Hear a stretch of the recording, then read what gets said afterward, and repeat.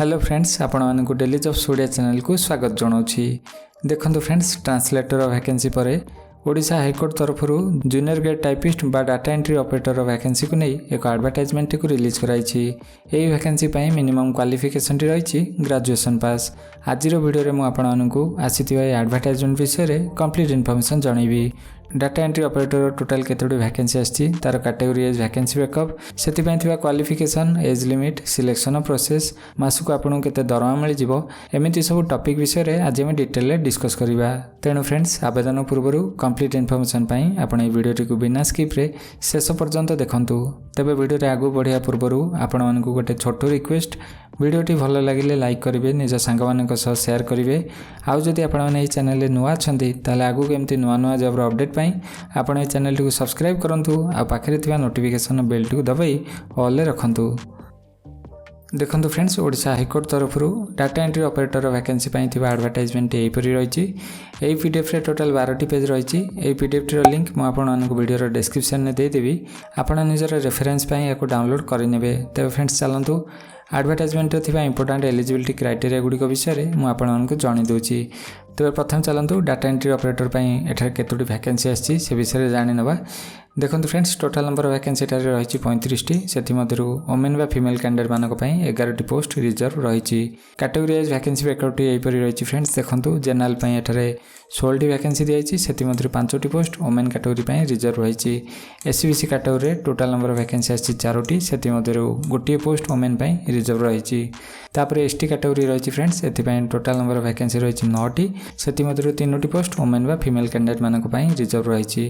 तापर next category रही SC category total vacancy रही 6टी, से 2टी वोमेन व फीमेल कैंडिडेट मानक रिजर्व रही। तेज फ्रेंड्स, यही सब कैटेगरी छड़ा देखो जो मैंने पीडब्ल्यूडी कैटेगरी बिलोंग कर 2टी वैकेंसी, बाकी जो मैंने एक्स सर्विसमैन कैटेगरी बिलोंग कर 2टी वैकेंसी दि जाइए। तेज फ्रेंड्स देखो, आसीथिबा जूनियर ग्रेड टाइपिस्ट बा डाटा एंट्री ऑपरेटर वैकेंसी आपणकर ग्रुप सी वैकेंसी। एथिपाई आपणकर पे स्केल टी रहिबो 19,900 टंका रु 63,200 टंका। आपणकर बेसिक टी रहिबो 19,900 टंका, ता सहित आपनको डीए एवं अन्य अलाउंस एटारे मिल जिवो। तो फ्रेंड्स वैकेंसी पर चलतु डाटा एंट्री ऑपरेटर क्वालिफिकेशन कौन होती से विषय जानी नवा। देखो फ्रेंड्स, डीओ वैकेंसी आवेदन करेंगे एठारे क्वालिफिकेशन रही ग्रेजुएशन पास। आपड़ जेकोसी स्ट्रीम से आर्ट्स साइंस कॉमर्स सहित ना कहीं जदि आप ग्रेजुएशन पास कर पाखे टाइप राइटिंग स्किल अच्छी और आप पीजीडीसीए कोर्स कर फ्रेंड्स आप आसी वैकेंसी आवेदन करेंगे। देखो टाइप राइटिंग रे आपंकर मिनिमम स्पीड थी दरकार 40 वर्ड्स पर मिनिट और आप कंप्यूटर रे पीजीडीसीए कोर्स पास करथिबा आवश्यक। तेज फ्रेंड्स एठार मुझे आपको कही रखे, देखो आसी वैकेंसी आपको ऑनलाइन आवेदन करा पड़ो। ऑनलाइन आवेदन बेले आपको विभिन्न सर्टिफिकेट एठार अपलोड करा पड़ो। देखो सर्टिफिकेट आपको टाइप राइटिंग सर्टिफिकेट और पीजीडीसीए कोर्स सर्टिफिकेट अपलोड करा पड़ो। जदि आपन पाखे 2टी सर्टिफिकेट ना फ्रेंड्स आप आसी वैकेंसी आवेदन करेंगे ना। तेणु फ्रेंड्स आप ऑनलाइन अप्लाई कला बेले टाइप राइटिंग सर्टिफिकेट और पीजीडीसीए सर्टिफिकेट को अपलोड करेंगे। तापर फ्रेंड्स नेक्स्ट चलतु यही वैकेंसी एज लिमिट कौन रही से विषय जानी नवा।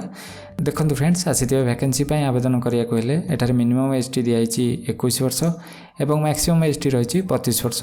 डेट ऑफ बर्थ रेंज दिखाई। फ्रेंड्स देखो, जो मैंने 30 अगस्त 1992 रु 28 अगस्त 2003 मध्य जन्मग्रहण कर आसी वैकेंसी आवेदन करेंगे। आपंकर एज टी एठार कैलकुलेट कर 29 अगस्त 2024 सुधा। तेज फ्रेंड्स, जो मैंने एससी एसटी एससीबीसी कि फीमेल कैटेगरी बिलोंग कर अपर एज एठार 5 वर्ष रिलैक्सेशन मिल जाव। आउ जो मैंने पीडब्ल्यूडी कैटेगरी बिलोंग कर फ्रेंड्स से अपर एज रे 10 वर्ष रिलैक्सेशन मिल जाव। तो फ्रेंड्स यह एज लिमिट विषय इनफॉरमेशन। नेक्स्ट चलतु आसी वैकेंसी सिलेक्शन प्रोसेस कौन होती से विषय जानी नवा। देखो फ्रेंड्स, डीओ वैकेंसी सिलेक्शन प्रोसेस 5टी स्टेज रही।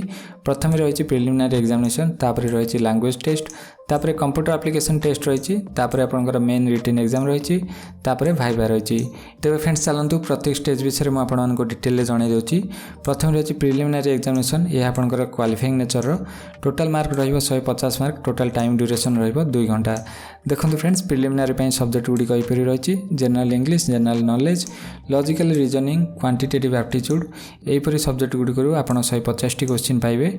आप ऑब्जेक्टिव टाइप क्वेश्चन पाइबे। फ्रेंड्स देखो प्रिलिमिनरी एग्जाम नेगेटिव मार्किंग रही 0.5 मार्क आपंकर प्रत्येक रंग आंसर पर डिडक्ट करा तेरे फ्रेंड्स जब आप प्रिलिमिनारी एग्जाम टी सक्सेसफुली क्लियर कर नेक्स्ट आप देखूँ लैंग्वेज टेस्ट में अपेयर करेंगे यह आपंकर क्वालिफाइंग नेचर रही टोटाल 100 मार्क मिल जाए टोटाल टाइम ड्यूरेशन रही 2 घंटा तेज देखो लैंग्वेज टेस्ट आपको एसे लिखा पड़ो आपको प्रिसाइज लिखा पड़ो आपको ट्रांसलेशन करा पड़ो फ्रेंड्स इंग्लिश टू ओडिया और ओडिया टू इंग्लिश तापर आपको इंग्लिश ग्रामर उपर टेस्ट देवाक पड़ो तेज फ्रेंड्स यहीपरि रूप से आप 100 मार्क लैंग्वेज टेस्ट को देवे देखो जदि आप लैंग्वेज टेस्ट को सक्सेसफुली क्लियर कर नेक्स्ट आप कंप्यूटर एप्लिकेशन टेस्ट में अपेयर करेंगे यह आपंकर क्वालिफाइंग नेचर रही 100 मार्क मिल जाए देखो थियोरी 50 मार्क और स्किल टेस्ट आपको 50 मार्क मिल जाए टोटाल टाइम ड्यूरेशन रही 1 घंटा भितर आप कंप्यूटर एप्लिकेशन टेस्ट को देवे तेज फ्रेंड्स जब आप कंप्यूटर एप्लिकेशन टेस्ट को क्लियर करेंगे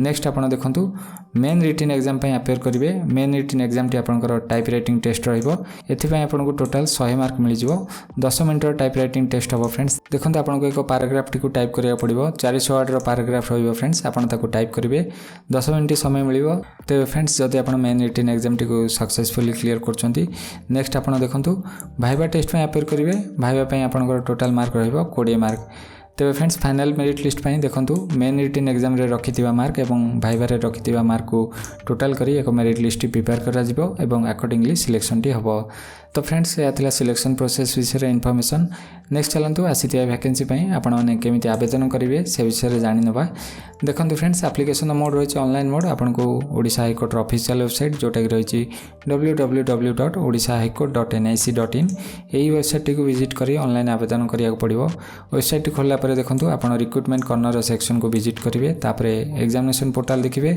तापर देखो से आपको जूनियर ग्रेड टाइपिस्ट किंबा डाटा एंट्री ऑपरेटर 2024 यहीपर एक लिंक मिल जाए आप क्लिक कर ऑनलाइन आवेदन करेंगे तेज फ्रेंड्स आसी वैकेंसी आपने ऑनलाइन केमी आवेदन करेंगे तार एक सेपरेट वीडियो जल्दी मुझे चैनल अपलोड करदेवी आपको फॉलो करी निर्भुल भाव में आसी वैकेंसी ऑनलाइन आवेदन करेंगे से फ्रेंड्स आप चैनल सह जोड़ी रुहतु यही चैनल टी सब्सक्राइब करूँ आउ बेल नोटिफिकेशन टी ऑल रखु तेज फ्रेंड्स आसी वैकेंसी आवेदन कराया आपको एग्जाम फी पेमेंट करा पड़ो देखो जो मैंने जनरल कि ओबीसी कैटेगरी बिलोंग कर 500 टंका एग्जाम फी बाबद को पेमेंट करा पड़ो बाकी जो मैंने शेड्यूल कास्ट शेड्यूल ट्राइब कि पीडब्ल्यूडी कैटेगरी बिलोंग कर फ्रेंड्स से कौन भी एग्जाम फी दबाक पड़ो ना तेज देखो फ्रेंड्स ऑनलाइन अप्लाई कला बेले आपको एठारे विभिन्न सर्टिफिकेट गुड़ी को अपलोड करा पड़ो सर्टिफिकेट आपको देखो एक कैरेक्टर सर्टिफिकेट अपलोड करा पड़ो कैरेक्टर सर्टिफिकेट फॉर्मेट पीडीएफ रे दिखाई कैरेक्टर सर्टिफिकेट को आप पेज नंबर 11 पाइबे देखो यह हूँ कैरेक्टर सर्टिफिकेट